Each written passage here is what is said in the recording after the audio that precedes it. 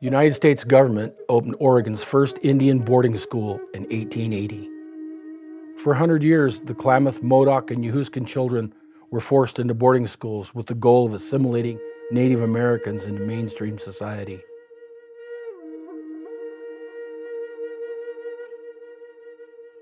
The federal government forcefully took Indian children away from their families, tribes, and reservations in order to completely disconnect them from their culture and traditional ways of life. This led to generational trauma that can still be seen in Native communities today.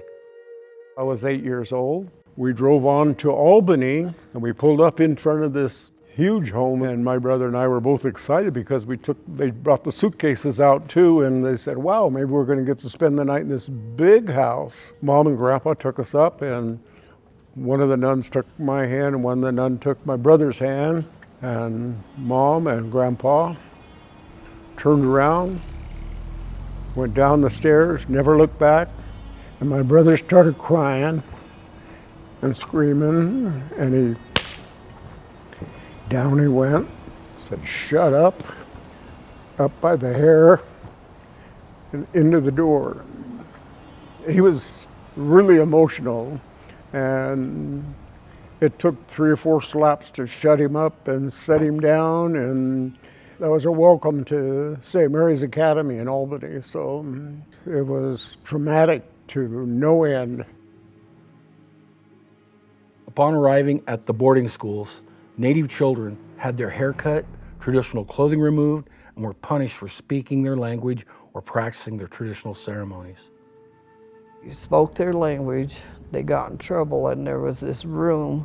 Well, actually, it was more like a closet that they put them in. She said it was just big enough for them to stand in. And they had to be in there hours on end without anything to eat, drink, restroom breaks, or anything until school felt they learned their lesson.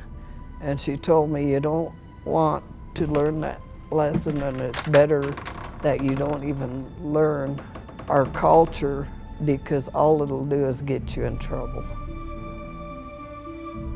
Our first grade teacher, Sister Grace, she was great. I loved her. 3rd and 4th grade teacher, Sister Veronica, she was a hitter. She pulled hair. She had a 12-inch ruler, the little metal thing on the end that she loved to hit you with. And I remember her slapping my brother in the face because he was a crier, and she slapped him. She broke his glasses. She pulled his hair, and all I could do was sit because you did not dare make a noise. Once an Indian child was in boarding school, only the government could determine when they would be discharged. It was just before Christmas, and nothing had changed, and Sister Felicitas was on my brother, slapping him, had him on his knees, praying and slapping him at the same time, and he got a bloody nose, and I lost it. I jumped on her back, and she went down like a ton. The nuns wanted them to take us to jail, and whoever was in charge of the policeman came up and said, you are to take these 12-year-old kids back, and they took us down and put us on a train, and we were gone. Although Clay and his brother made it home, the number of children who never came home is staggering. Many endured routine physical, emotional, and sexual abuse. Some perished into unmarked graves, never to return home. We're talking now about finding unmarked graves. They missed their children, and they were taken away forever. I don't know how a community recovers from that. My brother never, ever recovered from that experience. He would not connect with an adult. He trusted no adults. And his feeling was that he was never loved, he was never wanted. Survivors from boarding schools carried their trauma into adulthood as they became the aunts and the uncles, the parents and the grandparents, we call it salmoks, to subsequent generations. outcomes from boarding school experiences, and they affected me. I had to learn to hug my daughter and to be affectionate, and with my children now, they're 30 and 33, and every time I see them, I try to get as many hugs as I can, and so we're trying to make up in our family for a lot of the traumas that we've had.